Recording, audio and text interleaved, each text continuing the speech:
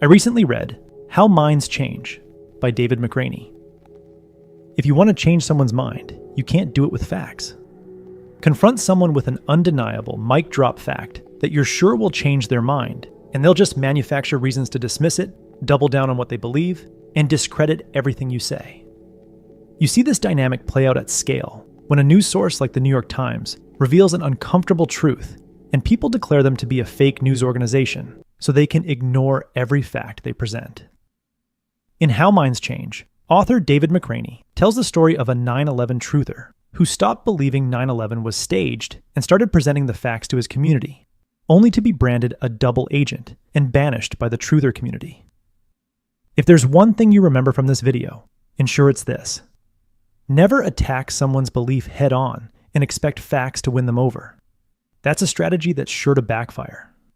Instead, do this. Ask them why they're so confident in their belief. Let them struggle to come up with compelling reasons. Then ask about personal experiences that might contradict their belief. If you do this right, years of hardened opinions, beliefs that have calcified like barnacles on the side of an aging ship, can fall off after a single conversation. Why? Well, when people realize that it's not as easy to justify their beliefs as they thought, their confidence starts to crack and they begin to change their mind. This means that, despite years of failed attempts, you can help someone you love let go of a toxic belief that's tearing apart their relationships, or rally support for a cause you believe in, or help your kids make better decisions.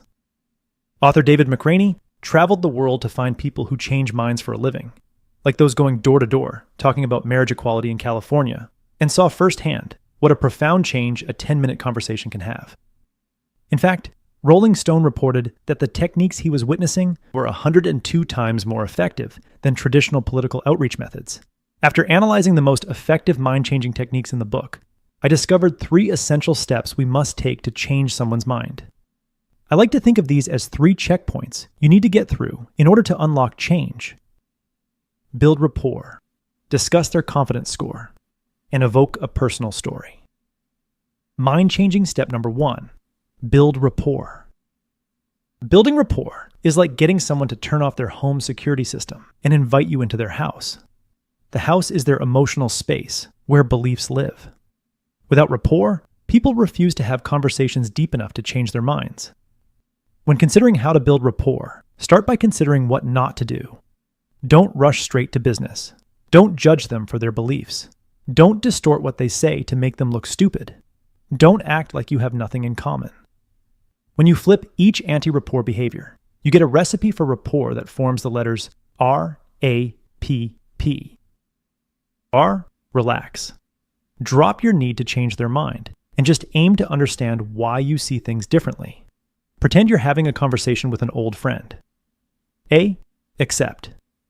You don't have to agree with their belief, but you can't shame them for holding it. P, paraphrase in the best possible way. After you ask a question, pay close attention so you can summarize their response in a way they'll actually like. For example, what I'm hearing is that you believe that universal basic income would serve as an economic stabilizer and provide a foundational safety net for a new wave of entrepreneurship. Think of this as a goodwill paraphrase. It proves you listened and makes them look good, both of which make them want to keep talking. P, point out common ground. We are tribal creatures who remain guarded around people unlike us. So be quick to point out what you both want, fear, or care about. Ask someone how well they can explain how a zipper works, and they'll sound confident because they use one every day. But the moment they try to describe it in detail, they stumble, and their confidence collapses. Psychologists call this the illusion of explanatory depth. We assume we understand something far better than we actually do.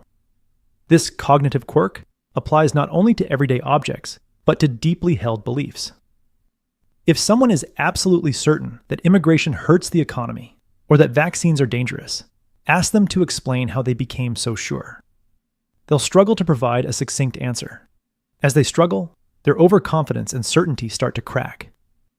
Professional mind changers create these cracks by asking 3 sequential questions. 1. Can you rate your confidence in that belief on a scale from 0 to 100? 2. How did you arrive at that number? 3. Why is it not higher?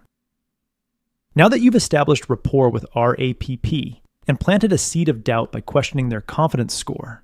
Complete one more step to upend their belief. Evoke a personal story.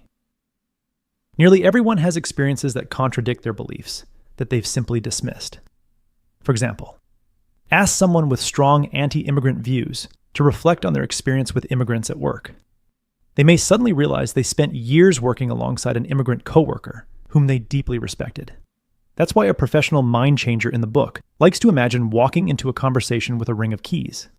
Each key is a story-evoking question designed to unlock one of the many past experiences they've overlooked to maintain their certainty. Questions like, have you met someone from the other side who made you think they're actually pretty reasonable? Has anything ever happened that made you question this belief, even for a moment? As they share a personal story, they get to relive an experience and reconsider their previous conclusions. Your job is to highlight and echo back key moments that challenge their existing belief. If you do this right, you'll evoke a vivid personal experience that contradicts a toxic belief, which can fundamentally change their mind and alter the course of their life. That was the core message that I gathered from How Minds Change by David McRaney. This was a fascinating book that changed my view on changing people's minds. I highly recommend it.